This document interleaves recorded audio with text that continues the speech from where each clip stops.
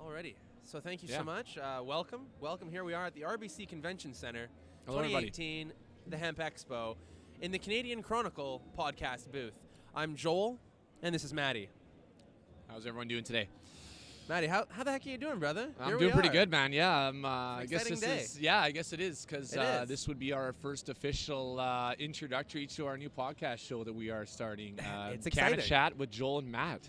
Cannachat with Joel and Matt. Yeah, I love that's it. that's It going to be rings. starting up probably as soon as I get back from Cuba. So I'm thinking in about right. 14 days, first episode will be available for viewing. Mhm. Yeah, it Yeah. should be exciting. We're looking for this particular podcast and video chat. What we're trying to do is we're trying to look at cannabis, the real talk, the real deal. I mean, the most important thing about cannabis is just accurate information, And what you would, peer-reviewed journal articles, Yeah. scientific, all the good stuff. You know, that the saddest thing is we haven't had access to for so long. And talking about what's new, what's exciting, what's fancy, what's fun and fresh around Manitoba in the world of cannabis as this new legalized landscape grows, and it's so fucking amazing. It's like every day I wake up, every morning I feel like we're in this new world, this brighter world.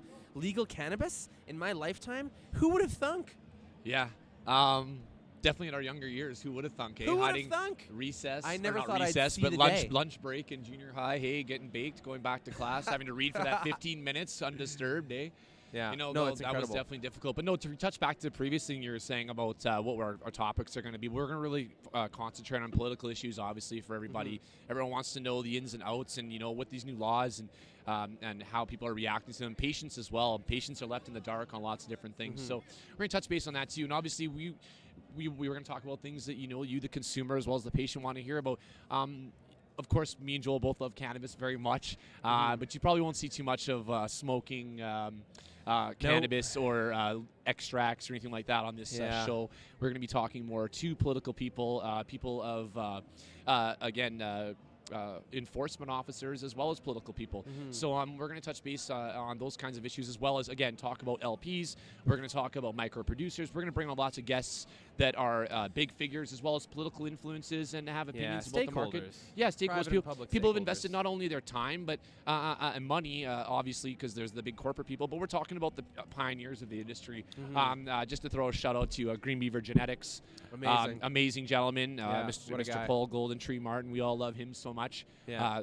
People like that. There are people out there that deserve recognition for what their hard time Hard and work the hard work and they put knowledge, into the knowledge. expertise. Yeah. Yeah. So I mean, And they're humble. of course, and obviously we'll do our best to divulge our knowledge onto you guys and.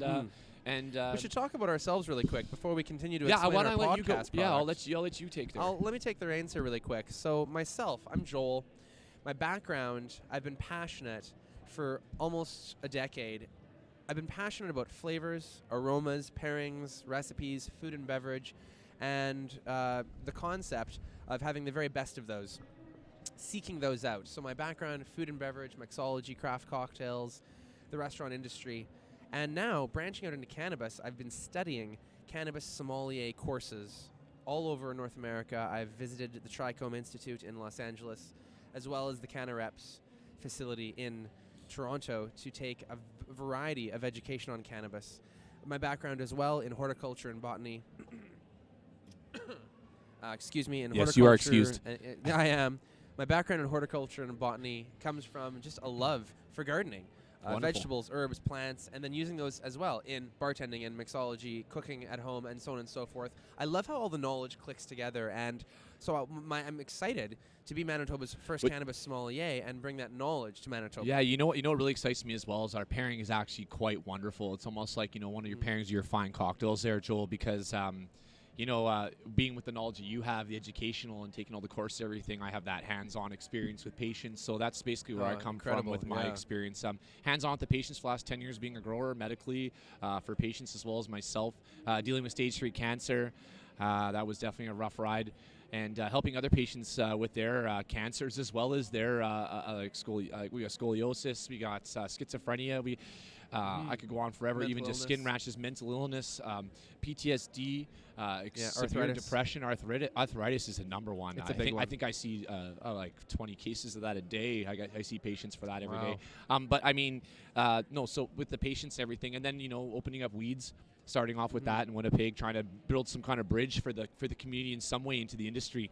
Doing that for both the mail order and the consulting education in the center. But after things didn't go so well with the owners of that company, I decided to step away from that opportunity and get rid of my shares in the company, and decided to step over and branch and open up my own company and get really to the basics, which is education, because I knew that education and healing would be the number one concern of the majority of the population and the aging population. I mean, the younger population, of course, it's all fun and games, having THC and smoking joints and bong hoots. But in the end, I think that at our time and our age, I think that the number one thing we should all be concerned with is, at our age again, is the medical aspects and what it's aging, good for. growing older, and our plan. Our plan for the future, our plan for retirement, and our plan for managing any ailments that come our way, or maybe just involving, having a healthier, more holistic lifestyle, drinking less, getting better rest, just across the board, exercising more. As we get older, our 30s, our 40s, our 50s, persons need to eventually start to think, you got to think about that. This is way better, Cannabis might be a solution for some persons based on their personal situation. And we should also clarify that we are not healthcare practitioners or doctors. No, we are not. Nor are we scientists. But the I one do not thing have a science degree, but we love to study as much as we can, provide that information to others, and encourage them to contact their healthcare professional and make their own personal informed decisions for their future personal situation, how to move forward for them. Yeah, the other thing that we can rest assured is that our home base and our staple, our corporation, Cannafam, has a wonderful newly developed insurance policy that was awarded to us after huge scrutination. Yeah, which actually we have liability insurance to be doing CBD sales as well as cannabis consultation and CBD consultation. So that shows you're a real serious player. Yeah, no, well, not even that, and that's not necessarily accreditation I'm looking for. It's just that there needs to be some kind of liability as well as some kind of accreditation. I mean, there is no certification out there, and there is no legal permit to consult or to even help people with anything. So I mean, I'm not trying to take the place of a doctor, and I don't think that neither of us should even try.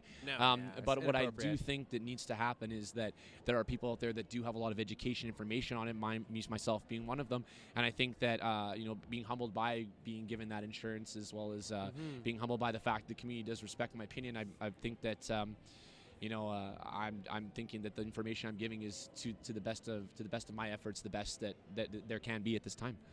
Yeah, well, it's all you can do. It's a big picture thing for anybody, a patient or a person that wishes to pursue cannabis. They have to have a whole team, a whole healthcare team, where there's their doctor, their pharmacist, and their their trusted cannabis sommelier, or their trusted local retail store where they speak to the people that work at that store, and they've developed a trust with them. But also the encouragement to do their own research, right? Like fact check everything. Of course. Fact check what you see us talking about. Don't trust us. Go fact check it. Look it up. Did I mention a book by someone? Google it, Amazon, buy it, read it. Was Joel misquoting that guy? I mean, anything can happen. So the idea is that's the only way that we're really going to know at the end of the day how to move forward in our personal situation for each individual person. But yeah, it's exciting being here at the RBC Convention Center. Yes, the camera doesn't do the view justice. It's a massive space. Tons of folks walking around, excited, lots of education, enjoying the expo this weekend. I'm happy to see there's lots of people helping, educating. We have no one should go to jail for a plant sitting across from us. The wonderful Jan McArnold. She is so lovely. Fantastic. Jan, hello, Jan. We love you so much. We love you. She didn't quite see us on that wave. I think she looked down at that time, but hey, we tried. There's just lots of different people, even from a new testing facility that's going to be they'll be able to test your cannabis here in Manitoba. It's opening next week, and we're actually going to have test kits available at Cannafam. Oh my So if you're growing your own cannabis, you'll be able to test it too. We can help you with that. But not to drop a product line or anything out there, but there's also so much, like I said, things here. Even your and your chiropractors and everything. Chiropractors, air purification, green tech, Pure Air is here. All of the a few of the local stores have some booths. We also have some stores from out west. Really, a wide variety of products, as well as a speaker glass stage. blowing. Can't forget our lovely glass glassblowers. Oleg Glassworks. We love you. Shine Glass is here. Shine, you are the man as well. Yeah. So we know you guys were here. There's another gentleman as well. I'm sorry. For you, I'm sorry. I don't remember your name. But there's a few of you guys over there, and all the readers and the viewers and all the folks at home need to know that if they didn't visit the expo this weekend, they've got to check out community events like this. They're incredible opportunities to network, learn about the industry, learn about new products, and find someone that maybe you click with.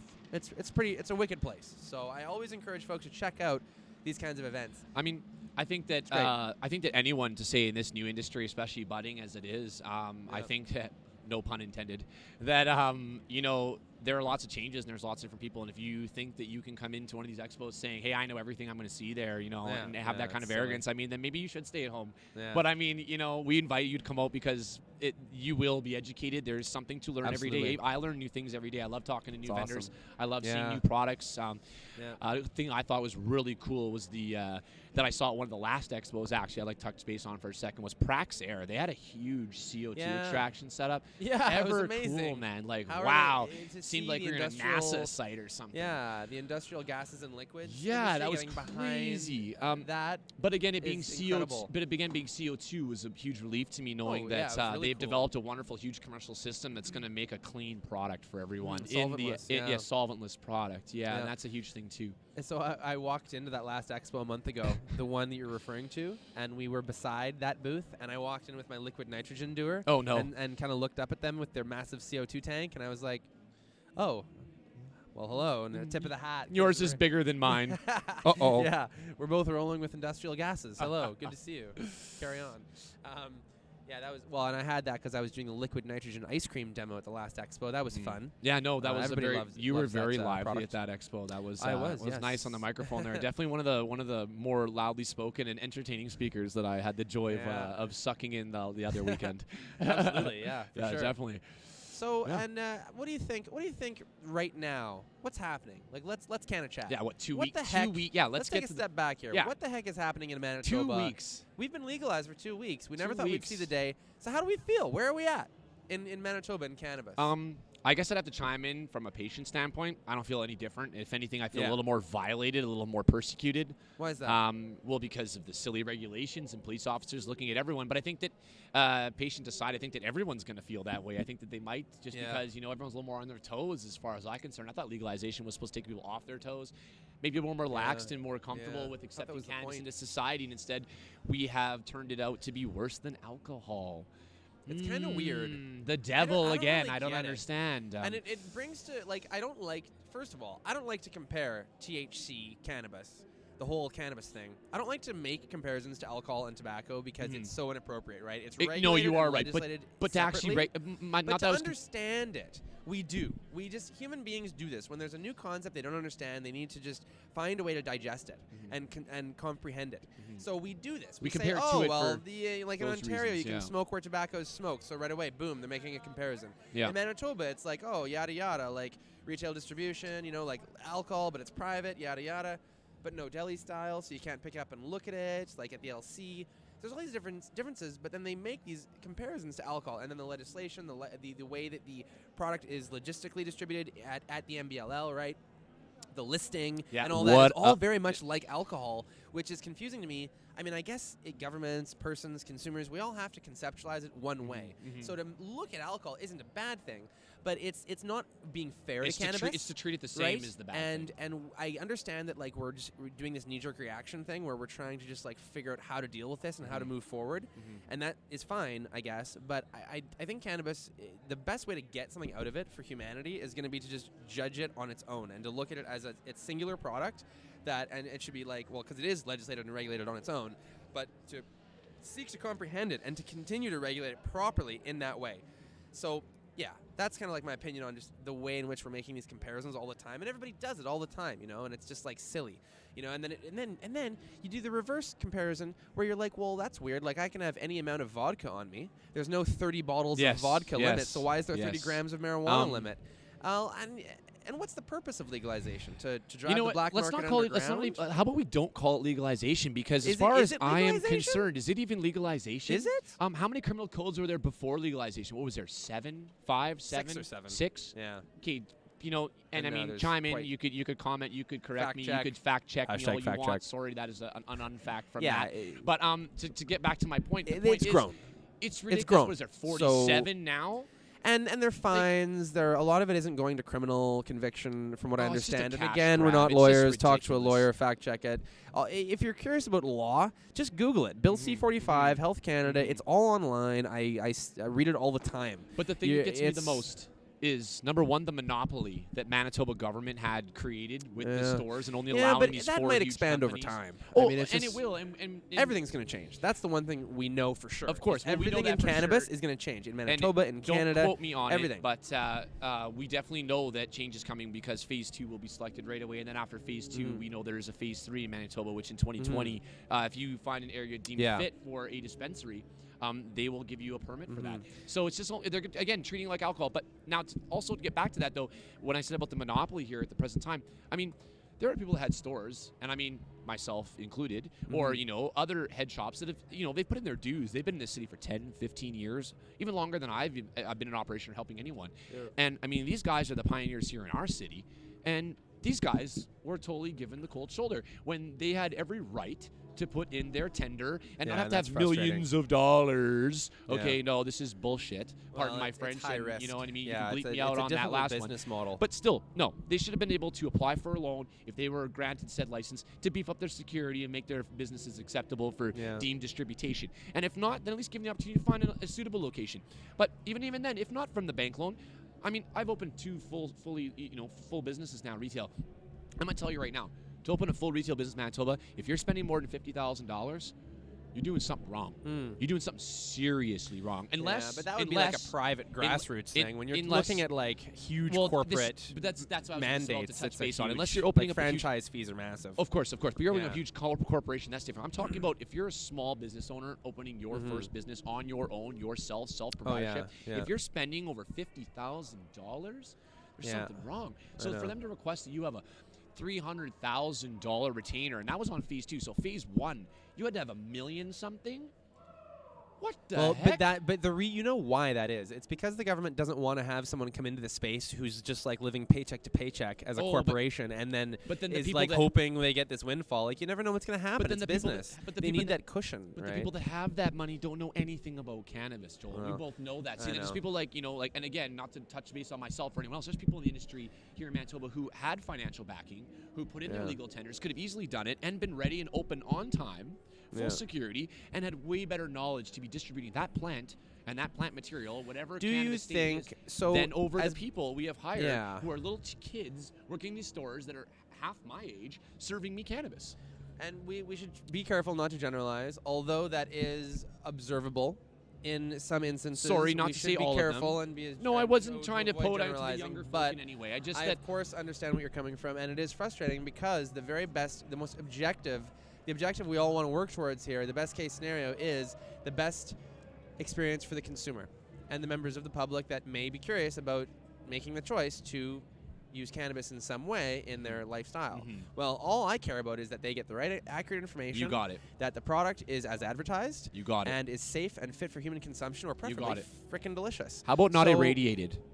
Yeah, and I mean, let's bring this back to the consumer, right? Because we're going on and on about 401 stuff and in internal politics and business and RFPs and stuff. What does this mean to the consumer? What's going to happen in the next few years? How is the landscape going to change and make it better for the consumer? Well, what it meant to the consumer by only allowing those 4 stores to open was that they had a complete monopoly on the service, the experience, and the quality and the product that the consumer was getting. Yeah. I mean, that is just ridiculous. Why not allow more opportunity, more choice? Well, there's choice.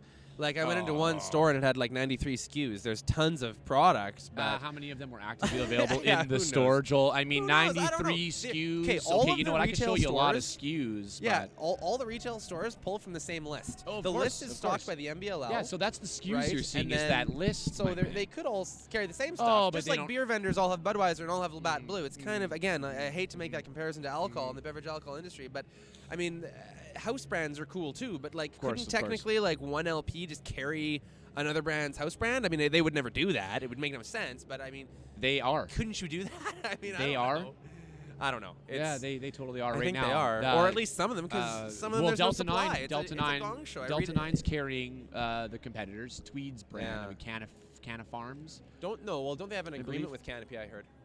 Okay, so then it's an agreement. Okay, so like but it's not from their facility, is what I was saying. So whether they who knows? So they have an if you have agreement to questions about purchase these off each companies, other. ask these companies. Yeah, sorry, we don't speak for these companies. We don't know anything about them. this. But what we do know we're is just that Cannachatting.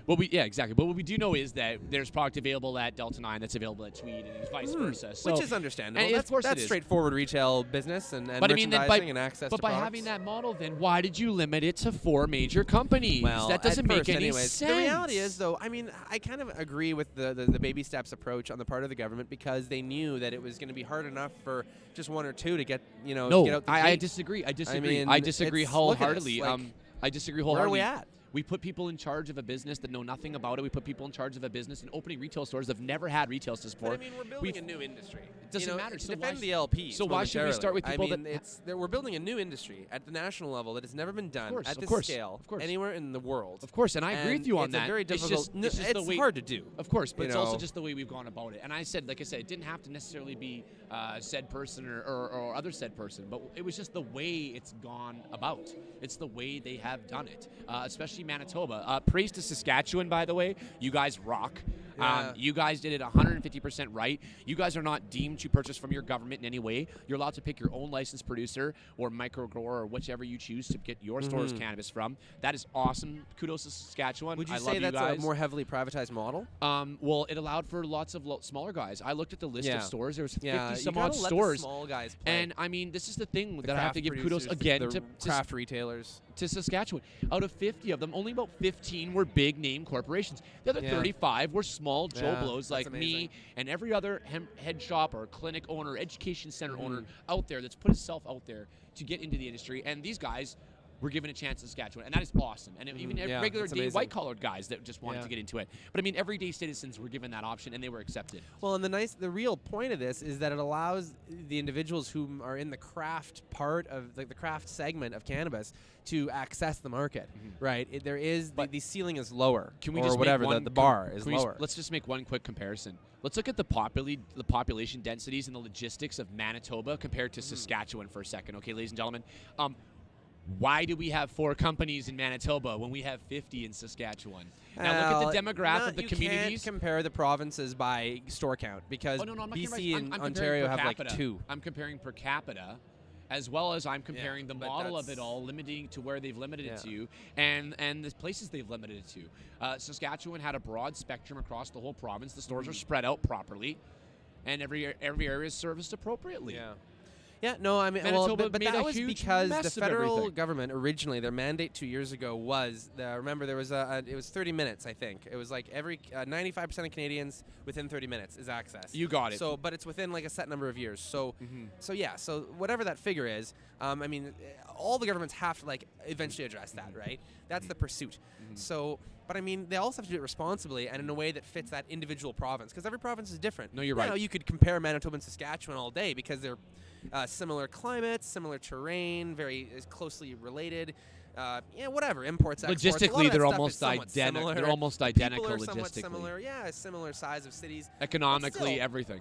It's kind of unfair. And I mean, like I said earlier, when you look at the way that Ontario and BC, I mean, they only had one store each on October 17th. That has due actually to a robust gray market already existing. Exactly, and they botched their whole But it's not policy just with that. It's not. And yes, the OCS. They botched the whole policy, and now they're going to allow the private stores as Saskatchewan, and they're going to allow them to apply as over appropriately. So this is the thing I'm talking about. Ontario went with their monopoly plan like Manitoba did, and eventually got overthrown by who? The ants. The ants came and said, "No cockroaches. You are not going to tell us where we buy our cannabis from. We are the people, and you will let us allow it out of our private stores." And the lovely Mayor Doug Ford came in and said, "You know what? So it shall be. So it shall be." So where is Manitoba sitting here thinking they can get away with this crap? But the funny thing is, when you do compare provinces and the way in which October 17th was like so cool, and everybody was like they're lining up and camping in front of stores in Manitoba, and then in Ontario and BC, people are like, whatever, it's just another day, man. Who cares? But then all their gray market closes down. The reason why that occurred was because in provinces like Manitoba, our citizenry doesn't have the gray market prior to this, and the novelty factor of legal cannabis is higher. So you have the demand. It really just comes down to basic market supply and demand. When in Manitoba, the novelty was so high and it was so exciting to go into a store and pull out your MasterCard and buy a gram it blew people's minds. Whereas in BC and Toronto, if you just travel to Toronto a lot, you see this all the time. Yeah. I've been going to Toronto and visiting dispensaries it's the for same years. thing as going out to BC for a visitation or a conference and then coming back and going, God, why do I live here? Yeah, but then and you know Oregon, what? California, Colorado. There's lots of Amsterdam. Of You course. can go to these places. Anywhere it's cannabis amazing. friendly, right? And that's the thing. When you love cannabis, I mean, you go to one of these places, you come back and you're like, God, again, what am I doing here? And it's not about what you're doing here. Yeah. It's about the fact that what are our politicians doing here? Yeah. What is their objective and why are they doing this? Yeah. That's what I'd like to know. Who is in their pockets? Who has their hands in these guys' pockets? Well, I would like to know. You know what? We don't even honestly, need to know. We could probably all guess very educatedly who that is. It doesn't even matter right now. You know why? Because, I mean, I guess I'm thinking really long term. I just feel like we got a long way to go. We're going to see the federal and the provincial governments across the board and clashing at every point so many times. And cannabis is going to be a huge platform issue for governments, in my opinion. My guess is that it could be a bigger issue, and we're going to start to see. I mean, it already was in the last federal election. I'm surprised right? our mayor. The NDP was decriminalized, and the Liberals were legalized. And shocker, the Liberals was like a landslide. Wow, I wonder. Our mayor. So everybody else is paying attention to this. Yeah, and our city mayoral election. Thank you so much. My tongue is twisting. It's been a long day. Didn't even say one peep about anything to do with cannabis. So I would also like to know. That's because it's not a municipal issue. He's staying far away from it. But you know what though? But when the municipality speaks up, wouldn't that now give the sense that the provincial government should give a little bit of a listen? Well, that's actually how it works. Exactly. When the governments play that buck passing game, like, oh, it's not our issue, so or just to turn a blind ear and say, oh, well, they didn't say. That's like me going in and let's just do a little bit of a thing here. You know what? That's like you walking through a store, let's just say, and you just go up to the till, okay? And you're buying yourself a loaf of bread and some milk and stuff, and you pay for your stuff, and you happen to put your change in your pocket, but you didn't. Okay, the $10 bill fell on the ground. Now, I'm a kind of person, I'm not going to pick up that $10, but if I do, I'm going to pick it up, I'm going to turn around and hand it to you right away. See, then there's the other people that turn a blind eye. They wait till you walk away, and they say, score, $10. So, I mean, I think our government really needs to be shamed at this point for being like, hey, score, $10. No. You're basically have thieved the industry. I do wonder why the fines are so high. And thieved this whole legalization thing right out from under the people who should have had a say in how it was formed. I think it is expensive running a country, and I like free health care, and I like subsidized public programming, and I do believe we need to pay for it. How about we scrutinize if you want to raise my taxes smokers and pump the money right back into the quality of my roads and health care and child care and education, go ahead. I don't care. No, I agree with you. Don't waste it, please. But the thing is, at the end of the day, obviously there has to be a profit revenue model somewhere, a profit stream, a revenue stream for the government to tax it or to do something so that they can fund law enforcement and policing or do all the other things that the government needs to do. That's very important. So but it's not going to be like the sin tax. It shouldn't be like the sin tax on tobacco and alcohol, which directly contributes to health hospital issues, visits and directly contributes to cancer. I don't know any doctor to you that would actually say, hey, Joel, you know what? You just came to the clinic today. You're having a hard day. How about you go home, do a bunch of cocaine, drink a bunch of liquor, and smoke a bunch of cigarettes? So, you know what? No doctor's going to say that to you, okay? But you know what? The doctor will tell you if you're having severe PTSD or you're having a huge anxiety or depression issue or, you've had a really bad time in your life right now or, hell, you're dealing with cancer like I did, stage 3. They're going to tell you go home, smoke copious amounts of marijuana as much as you need to, feel better, eat, get a good sleep, get back to your life. Yeah, and be as well as possible. You got it. With no side effects. Health and wellness except for the munchies. Is like the most important thing ever. And you hear the rhetoric, you hear the mantra, you hear I mean, it's not a rhetoric, it's like real talk. You hear this all the time. Like everything you hear as a child, practice makes perfect, all these adages and idioms that you're just like, yeah, whatever, makes sense. But no, health and wellness is the most important thing. And to see cannabis taking the place of opioids and codeine and all these scary, scary things I can't even pronounce is incredible for me, for the wellness and for human health.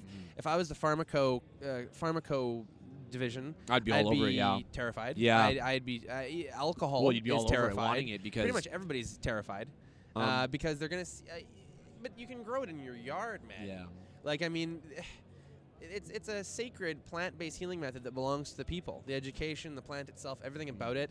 If the pharmaco division of the world, if these big companies were to, patent the seed and make everything, it can't pollinate itself, and like none of us could grow anymore. I mean, it'd be like a crime against humanity, for God's sakes. You know, could you that'll knock never on? happen, Could but- you please knock on wood after that statement, Joel? Please.